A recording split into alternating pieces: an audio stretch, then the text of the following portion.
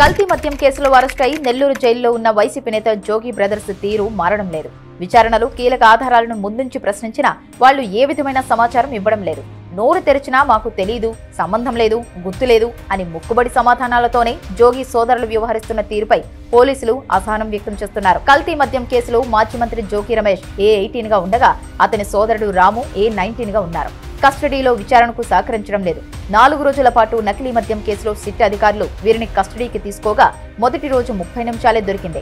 ఇంకో రోజు కస్టడీ కావాలని కోర్టులో వేసిన పిటిషన్కు అనుమతి లభించడంతో ఆదివారం కూడా విచారించారు. జనార్దన్ రావు, జగన్మోహన్ రావులతో ఆర్థిక, వ్యాపార, వ్యక్తిగత సంబంధాలపై ప్రశ్నలు అడిగారు. గతంలో వీరు కలుసుకున్న ఫోటోలను చూపించి వివరాలు అడిగిన జనార్దన్ రావు ఎవరో తెలియదని సమాధానమిచ్చారు. 2020లో జరిగిన UPI లావాదేవీలపై ప్రశ్నించినా గుర్తులేదని రాము జవాబిచ్చారు. జోగి సోదరుల బ్యాంకు స్టేట్మెంట్లపై ఏం అడిగినా వారు సమాధానాలు దాటవేశారు. కస్టడీలో అడిగిన ప్రశ్నలు, నిందితుల సమాధానాలను పోలీసులు కోర్టులో సమర్పించారు. తనను నెల్లూరు నుంచి విజయవాడ జిల్లా జైలుకు మార్చాలని న్యాయాధికారిని జోగి రమేష్ కోరినా అధికారులు విజయవాడలో ఖాళీ లేదన్నారు. అనంతరం వారిని నెల్లూరు కేంద్ర కారాగారానికి తరలించారు.